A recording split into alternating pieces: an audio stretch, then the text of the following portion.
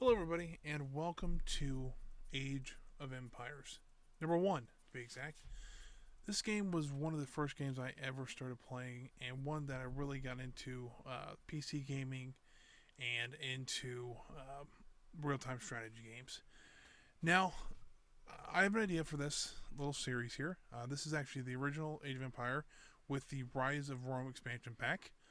We'll go ahead and start single player. And what I'm going to try to do is go here into the campaign. We've already set up a name here, and I'm going to try to go through the the looks like 7 campaigns of this game. And we're going to start with the Roman one. This is actually the one I haven't played yet, so we'll go see how this works out. So I'll go ahead and start with the Birth of Rome. Now, before all, excuse me, before all the games start, it tells you what you need to do, kind of give you a little backstory. So this one says, Rome has broken free from the yoke of the extrusion rule and established itself as an independent city-state. We have many rivals, however, and can expect attacks from several quarters. To maintain independence, we must hold off our enemies and fortify our cities. This one's pretty simple. The objective is to build a sentry tower next to each flag. Now here you actually can read the history of what this was going on. It's interesting, especially if you're into history. This is more ancient history. Still interesting to read, though. Along with that, you actually can click on hints. So you can see how this works. So the 2 ones they give us here is concentrate on the mission at hand and to build more towers for a strong defense. Now, this is just hints. These are really just suggestions they give you. You don't have to follow them, so we'll go ahead and launch into the game. Now, you see this? This is where our starting at. This is our starting town. We'll go ahead and start assigning our villagers to their duties. And I will go ahead and use all the food I have to create 4 more villagers. Now, this game did come out in 1997. I was 2 years old when this actually was first released. But how I got into it, was my father was actually a computer science major, and really any new game or anything of that matter he got his hands on. And this was one of the original games he played. And so I saw him playing it, and I always hung out with my dad, and so I naturally picked up on how to play this game, and I got quite good with it. Never really did anything with it, but still a fun game to play, even though that's been probably 15, 16 years now since he showed me first how to play this game. So right now, what we're doing is we're exploring the area around our town, looking for more resources and the areas where we need to place the sentries at. Now you'll see here's the flags here. These are the ones we have to mark out. They are marked out around just the outside here of our town. And there's 3 dots here on the map in the lower right hand corner that we also need to place towers on. So let's see, I've got 3 guys collecting. I like to keep everything even. It seems kind of silly, but I do like to keep things kind of evenly spaced, villager wise. Let's keep all 3 villagers on one resource, 3 villagers on the next. It may not be the most efficient way to do it, but that's the way I tend to do it. Now, I have been noticing that we have some enemy villagers walking around our town. Most likely in this game, these actually were used for scouting. In Age of Empires 2, they actually originally gave you a scout. In this one, you started out with just villagers, and they were pretty easily expended. So a lot of people will actually use those for scouts, even though they aren't the fastest moving thing in the world, and their attack isn't great. But they were cheap to build and could easily be replaced if need be.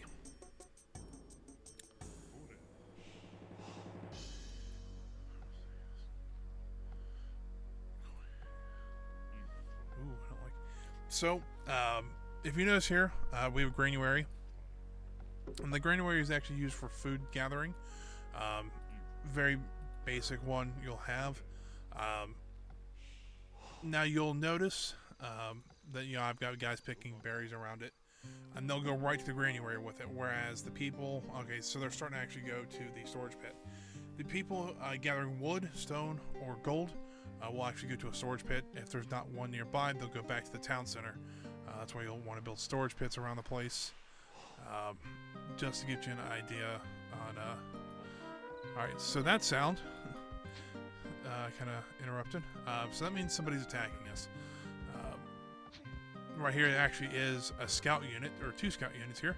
I do have some short swordsmen and some archers I will send after them. They are tearing down one of our houses, which is based on our population. Should be able to take these guys out pretty quickly, but if from the hints, this will continue to happen until we do something about it. And so, what I'm trying to do is actually get the sentry tower. Looks like I have enough for it. It looks like it's good to get that upgrade. Now that upgrade will actually upgrade our sentry towers to watchtowers. Now the watchtowers actually can fire, whereas the sentry towers could only watch. They were pretty much lookouts. Now it looks like we're getting our butt handed to us, for lack of a better term. First, we need to build some houses because we are out of population room. Something else you have to worry about, but not as bad. Let's go ahead and try to kill these. We just lost a guy. Oh, one of the funny things about this game, which I always found hilarious, and I have no idea why, was that if a villager got into a fight, he would actually use a huge bone to fight off any attackers. I always thought that was hilarious, and I have no idea why. Still don't know why. But let's go ahead and take our swordsman over here and try to take out this guy, because he is really harassing our guys over here. Let's get that guy in there.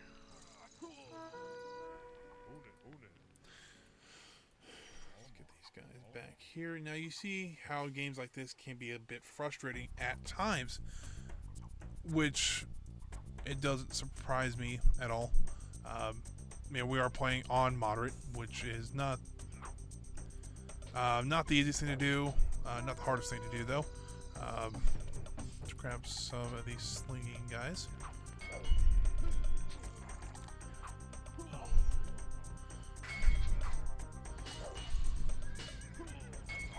There's the big guy with the bone. It's pretty funny. Problem is they're killing all my villagers. I can't get them to run fast enough. See, I may have just lost this one. And this is how fast your fortunes can change in games like these. Is that one minute you're doing okay, you have your village going to the next, someone just runs through your town and kills all your villagers. Which sucks, but it happens. Alright, so I've got more axemen. I've got... Man, I'm not sure what to do here.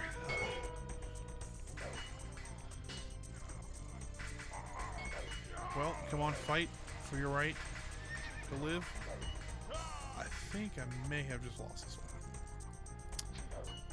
one, which would really suck.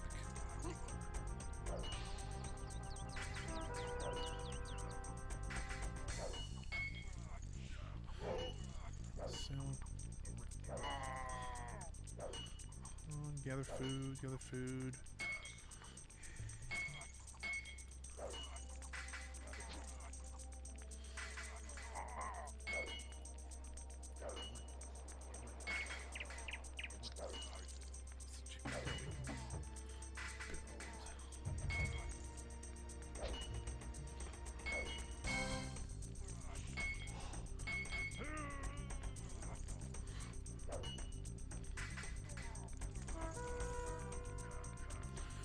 Alright, so we haven't died yet.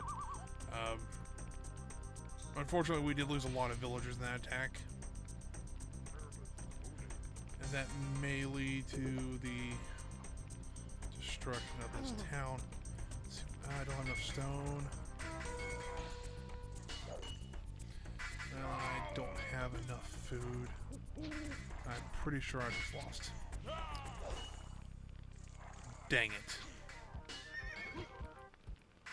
Attack. Go forth. Come on. Short swordsman, you can take... No. So now my town's a smoldering ember. At this point, I can't do anything. I don't have enough resources to build any more troops or to build any more villagers. So I'm going to go ahead and restart. Or go ahead and quit the game. Yes. That'll give me this screen. After every campaign, whether good or bad, they actually give you an aftermath report. And it says the Republic of Rome enjoyed only a brief existence thanks to your inept leadership. Rome has become a punching bag for every 2-bit tribe in Italy. Once again, we pay tribute to the excursions. Report to the chariot stables for duty as a wheel rim. Some of these aren't too nice. So what we're going to do is actually we're going to go out and we're going to go play on... Oh, hit the wrong button. We're going to go turn it down just a little bit to easy. Go right back in the scenario. We're doing the exact same thing. But now that I've kind of introduced the game, how everything works, I am going to try to survive this one. So I'm going to do things a little bit differently this time. I'm actually going to get everybody onto, well, the first 4 guys I have, onto food gathering. Because it always seems like you're always running out of food in this game. Probably because you use the most food in the game. It actually is used for most research. And then most people in the game actually do cost some sort of food. You have 40, 20, 10, and so on and so forth. So now that I kind of ran you into the game, I'll kind of show you some of the other features of this game. So there actually is 4 resources you can gather in this game. There's wood, food, gold, and stone, which are located in the top left-hand corner. You'll see it up here. Also up here, you'll see what age we're in. We're in the Bronze Age. So anything with bronze tools, stuff like that, that we used. And then I'll actually kind of show our technology level. A lot of people have shortened it just to tech level. I'll show that here in a second once the villagers are actually done. And out of here, let's go ahead and explore again. Because unfortunately, once you lose the game, you actually do lose all your progress, which kind of stinks. But right here, it says Events of the Iron Age, and it says requires 2 Bronze Age buildings, along with 1,000 food and 800 gold. Now, what they mean by Bronze Age buildings is over here. You'll see there's actually a host of buildings that I haven't even showed you yet. You have the granary and the barracks, which are barracks right here, trains troops. Storage pit gathers wood and gold and stone, and then a dock, which is kind of silly in this one because we don't have any water around us. Archery range trains the archers. You have the stable, which is actually trains horsemen. A farm, I didn't get to show you last time. I'm hoping to show you in this one. Then your watchtowers is our goal for this one. Markets, you actually can trade goods for other goods. So you can trade wood for food or gold for stone, etc. And the rest of these, a little more advanced buildings. You have the government center, which is provides a lot of the upgrades for your town. Your temple, which produces priest. Priests can actually heal units and actually convert other enemy units to your side. It's kind of fun to do. And there's another interesting one, campaign later that I will show. That's a little bit different how you start that one, but it was one of my favorites. You have the siege workshop, which you can build heavy siege weapons. The main one being catapults. And you have your academy, which you'll build. They're not Spartans. They almost look like jousters. Big spears with a long shield on them. Essentially, that's all they are. Alright, so it looks like we have 4 on food, 4 on wood. Let's go ahead and get 4 more. I'm looking around here to see if I can find any stone. Because we're going to run out of stone quick. Go ahead and upgrade this. No sentry towers, we don't have enough food. Remember I said food's a big commodity? Well, even upgrading to watchtowers can cost food. There's the stone I'm looking for. Well, 1 thing of stone. That's not going to be too helpful. So let's try to find some more. Oh, where were these guys earlier? So apparently there's just a stone pit out here with 2 guys that I didn't notice, and none of you noticed either. At least I think. I don't know.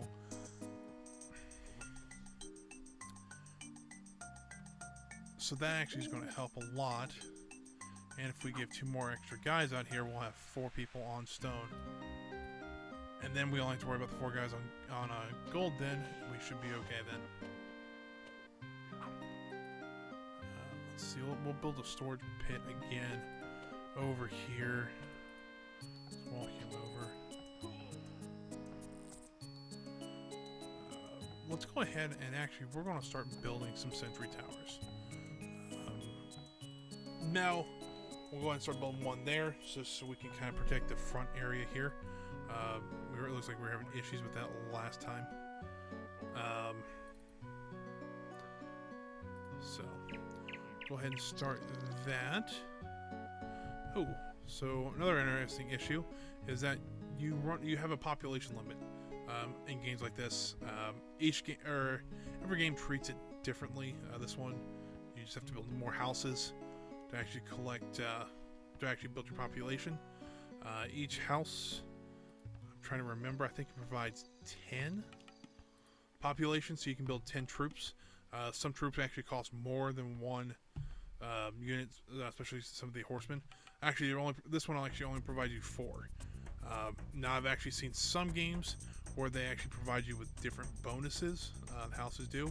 That came up in Age of Empires 3. Which, if this goes long enough, we may play Age of Empires 3. But typically they're just used for population.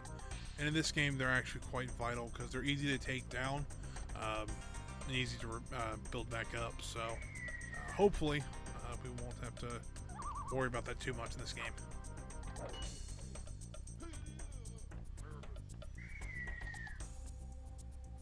Okay. There's my other guy. I was looking for one of them. We all know what that sounds because we heard that way too many times last game. Where are they being attacked at? Oh. Well, that guy just took the lion down. Holy cow.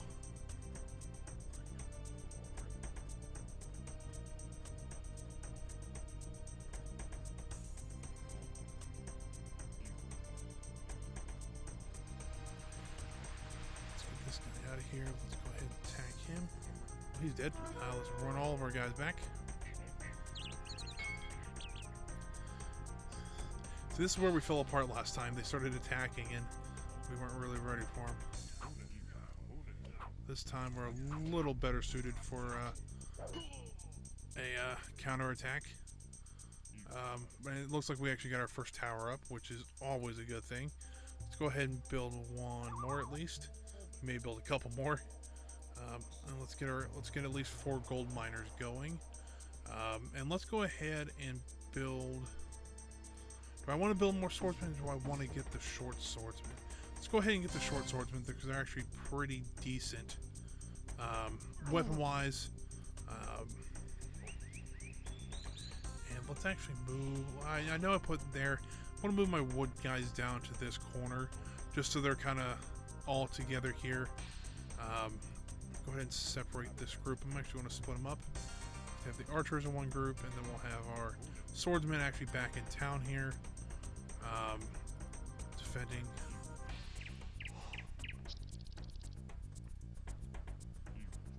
Looks like they're coming back after us. And so it may actually be more beneficial if we actually found one of their towns and started attacking it. Not necessarily true, but, could be a good idea. Ooh, we can upgrade to bronze swordsman. Let's go ahead and do that.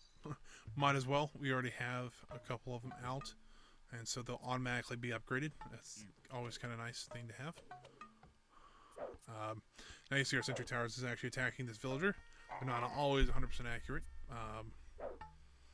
Usually if you get a couple going, though, they're actually... they're pretty good. Now, one thing about this game is kind of interesting. There actually is no gate system. So, if you build a wall up, there actually is no gate you can put in to actually to secure your town. Now, this was fixed by placing a wall down and then having a gap as a 1 inch wide gap, and putting 2 more walls up, and then just lining that back wall with sentry towers. That was really the only way you could get around it, but it worked. It tends to be. It tends to be a useful system. Probably won't use it on this one. I may show it on the other one. Alright, so what I'm going to do is I will build that one last guard tower down here. Build one right here, and then I think I'm going to go ahead and call it an episode, just because we're already up to about 20 minutes, give or take. We've actually got a lot better start than we did the first time. We have actually survived for more than 10 minutes. We'll see how this one goes. Now, I'm a little worried because they're already putting guys over here, military troops, so we'll have to worry about that next time.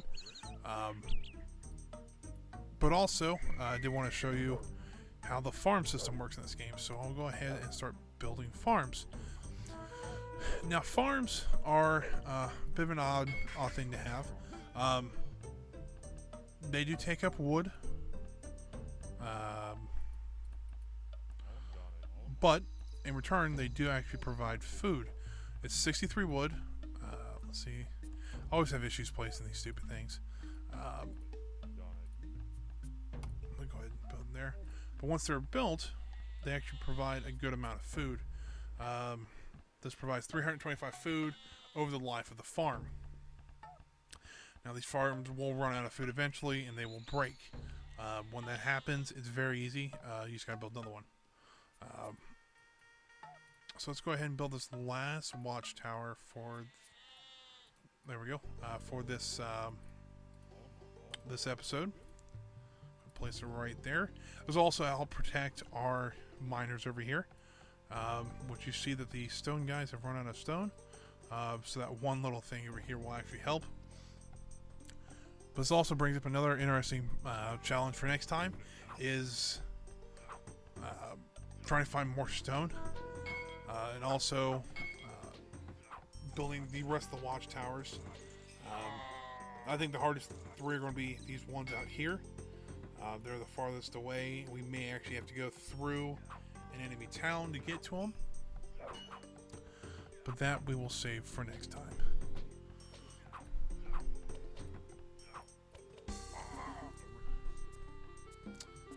So our farm guys are going away. Also go ahead and upgrade our bowmen, so they're just as good as our bronze swordsmen over here. Was it broad? No, it's broad. Broad swordsman. I do tend to just kind of look over things like that. That's okay. So I'm just get this tower built.